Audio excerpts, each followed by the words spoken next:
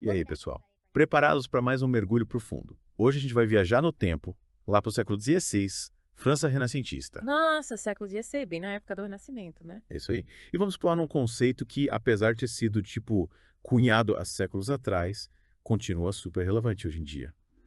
A servidão voluntária. Servidão voluntária, que conceito interessante, me explica melhor isso. Então, quem abordou essa ideia foi o Etienne de Laboette, um pensador daquela época, no seu famoso ensaio Discurso da Servidão Voluntária. Ah, o Laboette, conheço a obra dele, um cara muito à frente do seu tempo. E o mais legal é que ele não estava sozinho nessa jornada intelectual, não. Ele era amigo de ninguém menos que Michel de Montaigne. Sério? O Montaigne, que dupla! Imagina só as conversas desses dois. Pois é. E a gente vai se aprofundar nas ideias do Laboette sobre essa tal servidão voluntária. Basicamente, ele argumentava que o poder de um tirano, seja lá quem for, depende totalmente da submissão do povo. Faz sentido. Se ninguém obedece, o tirano não manda em nada. É isso aí. Sem o apoio da galera, sem a galera se submetendo, o tirano perde a força, desmorona. Interessante. Mas por que as pessoas se submetem a um tirano? Boa pergunta. O Laboette identificou várias razões para essa submissão, para essa aceitação da opressão. Uma delas é o costume, a força do hábito. Ah, entendi. Tipo, as pessoas se acostumam com o sistema, com as regras e param de questionar. Exatamente, é como se elas pensassem, ah, sempre foi assim, então deve ser assim mesmo. É, e aí fica difícil mudar, né? A gente se acomoda. Tudo bom. E tem outro fator importante, o medo. Medo. Medo de quê? Medo da repressão, de perder privilégios, medo do desconhecido. Faz sentido, o tirano usa o medo pra controlar as pessoas. Exatamente. E tem mais, a manipulação. Manipulação. Tipo, como assim? Usando a religião, as leis, propaganda, símbolos, tudo para controlar a narrativa. Controlando a informação, né?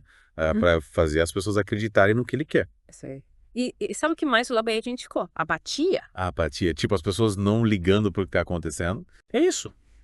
A indiferença, a falta de engajamento político. E aí o tirano se aproveita, né? Com a galera desmobilizada, ele faz o que quer. Exatamente. Mas calma, o Laboette não deixou a gente sem esperança, ele também falou sobre como combater essa servidão voluntária. E aí que a coisa fica interessante. Então me conta, como a gente se livra dessa? Então, como a gente aplica essas ideias do Laboette no mundo de hoje? Essa tal servidão voluntária ainda rola. Com certeza. Apesar do Laboete ter escrito lá no século XVI, as ideias dele sobre poder, liberdade, tirania são super atuais. As formas de controle mudaram, se adaptaram, mas o problema de fundo é o mesmo. Tipo, as mesmas estratégias, só que com roupa nova. Isso. A gente cai na mesma armadilha, só que disfarçada.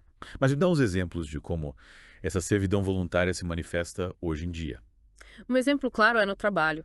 Hoje, com tanta precarização, as relações de trabalho estão cada vez mais flexíveis, instáveis.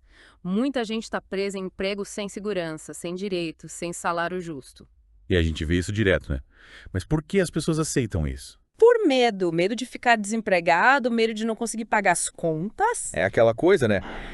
Melhor um emprego ruim do que nenhum. Mas isso não é uma forma de servidão voluntária. Exatamente. A pessoa se submete a condições ruins por medo, por falta de opção. E isso acontece em outras áreas da vida também, né? Total. Pensa nas redes sociais. A gente entrega todos os nossos dados, se deixa influenciar pelos algoritmos, vive buscando aprovação online. É verdade.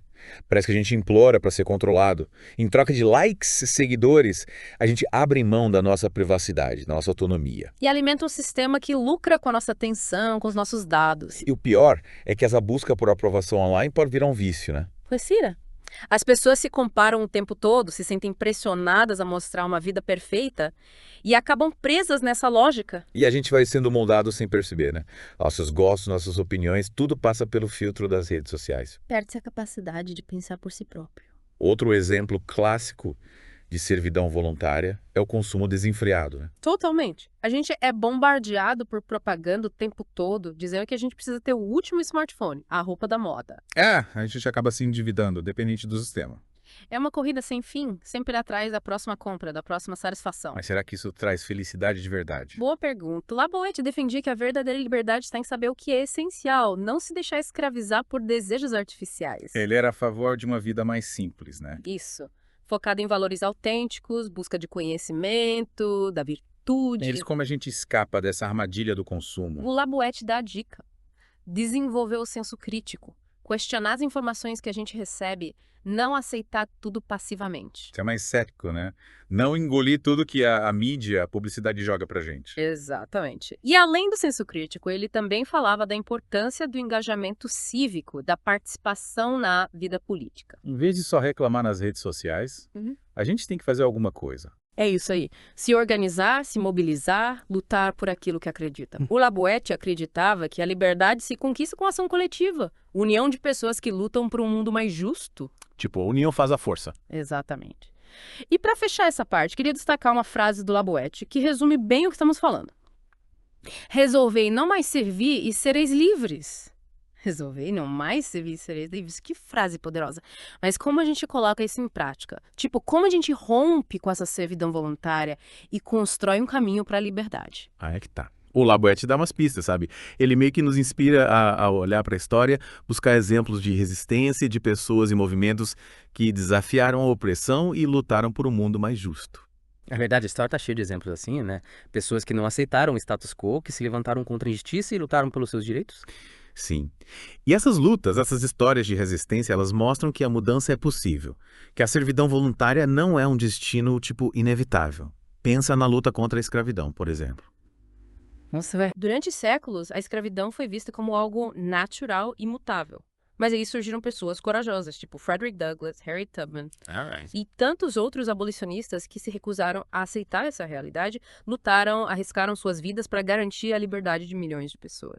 E o movimento pelos direitos civis nos Estados Unidos, Exatamente. liderado por figuras como Martin Luther King Jr. e Rosa Parks, né? Isso. Eles enfrentaram leis segregacionistas, violência, repressão, mas não desistiram da luta por igualdade racial. Esses exemplos mostram que a resistência pode ter várias formas, né? Luta armada, desobediência civil, organização comunitária, educação, arte. Uau! O importante é encontrar a forma de luta que se encaixa na sua realidade, no seu contexto. E hoje em dia, com a internet, as redes sociais, a gente tem ainda mais ferramentas para se conectar, se organizar.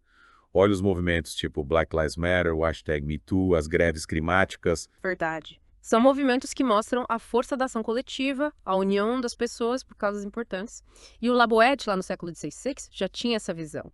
Ele defendia a união do povo como forma de resistir à tirania. Legal, mas e a gente, como indivíduos, o que pode fazer para combater essa servidão voluntária? Que armas a gente tem? A primeira arma, como já falamos, é o senso crítico.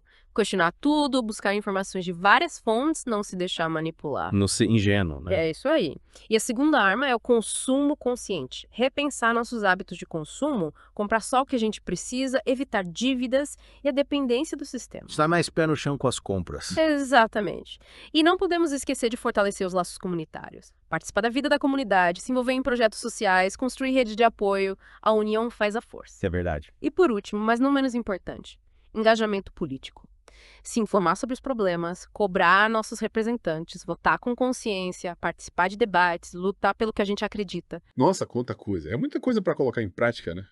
Mas o Laboete ensinou que a liberdade não é um presente, é uma conquista. E essa conquista exige esforço, coragem, consciência, ação. Não dá para ficar esperando alguém vir nos salvar. A mudança começa em cada um de nós. Ele tem razão. E para a gente finalizar esse mergulho, essa conversa super bacana sobre as ideias do Laboete, deixa uma pergunta para você que está nos ouvindo. Qual o papel que você quer ter na história? Você vai se acomodar na servidão voluntária ou vai lutar por um futuro mais justo, mais livre? A escolha é sua. Ó, que pergunta. É isso aí, pessoal. Esperamos que esse mergulho tenha instigado vocês a questionar, a resistir, a lutar por um mundo melhor. Até a próxima.